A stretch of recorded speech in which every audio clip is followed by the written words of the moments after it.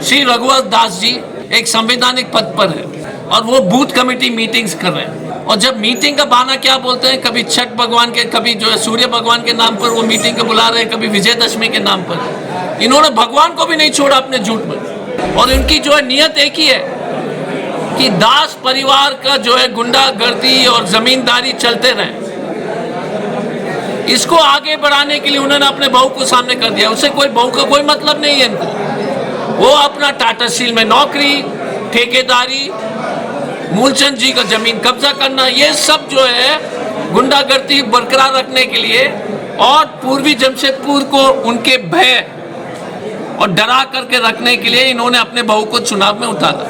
हमको topic last minute में बदलना पड़ा क्योंकि एक देश से संबंधित विषय था।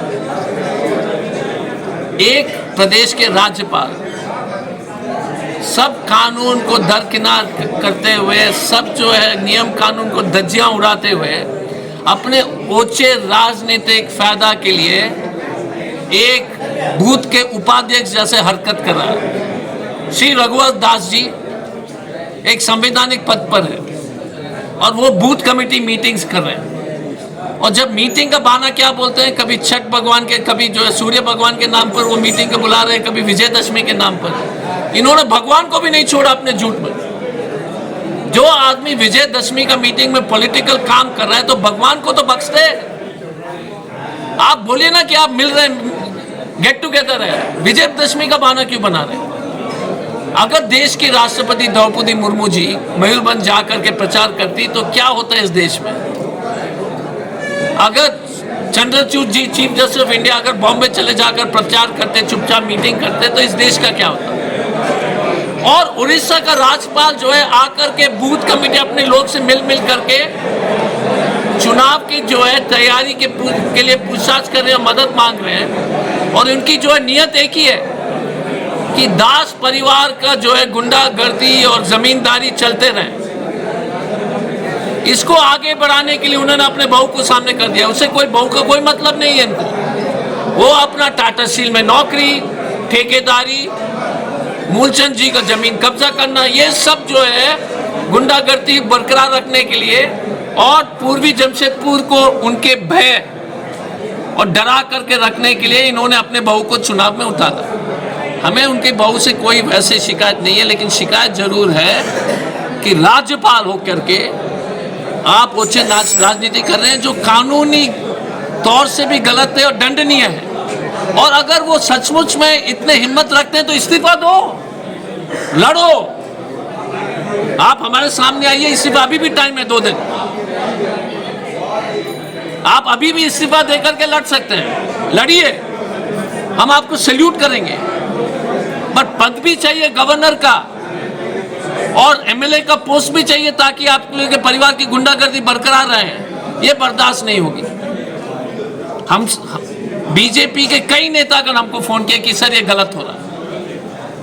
कांग्रेस के तो है ही, आरजेडी के तो है ही, कम्युनिस्ट के तो है, लेकिन बीजेपी के लोग भी दुखी है कि इनकी पार्टी की साख जो एकदम खत्म कर दिया। इन्होंने इनकी इज्जत को चूना लगा दिया। हम इलेक्शन कमीशन को कंप्लेन कर चुके हैं, रिटर्निंग ऑफिसर को और chief electoral officer Ranchi. AICC से एक डेलीगेशन भी जाकर के इलेक्शन कमीशन से मुलाकात करेंगे। हम राष्ट्रपति को भी लिख रहे हैं कि ऐसे गवर्नर को बर्खास्त कीजिए। ऐसे गवर्नर जो राजनीति करते हैं असेंबली इलेक्शन में, ऐसे गवर्नर जिनका बेटा जो है मारपीट करता है राजभवन के स्टाफ के लिए, ऐसे गवर्नर जो छुप करके लोग को बुलाता है विजयदशमी के नाम पर और अपने बूथ कमेटी का चेक कर रहा है, ऐसे व्यक्ति को तुरंत बर्खास्त करना है। अगर देश के संविधान का तार नहीं करना है तो CJI, governor, controller of auditor general of India, अगर ये लोग संवैधानिक स्पीकर, लोकसभा स्पीकर, अगर असेंबली, अगर ये सब लोग चुनाव राजनीति करेंगे तो देश का क्या होगा? तो इसलिए कंप्लेंट हम करेंगे। एक वीडियोग्राफर को हमने जो लगाया है, रघुवर दास जी के पीछे रहेंगे क्योंकि ये देश की बात है, संविधान की बात है। धन्यवाद। ब्रजेश जी और हमारे पार्टी के जितने भी वरिष्ठ साथीगण हैं,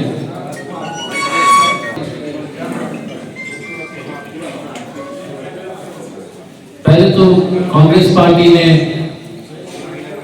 खड़गे प्रदेश अध्यक्ष जी और सीएलपी साहब और जितने भी कांग्रेस के वरिष्ठ नेतागण हैं, उन्होंने हमें चुनाव लड़ने के लिए चिन्हित किया।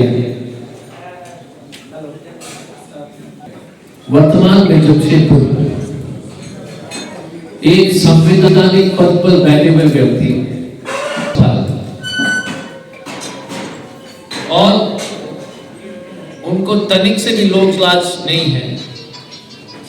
साथ को किस तरह से वो गिरा रहे, संविधान का तार कर रहे हैं और सिर्फ एक व्यक्तिगत स्वार्थ के लिए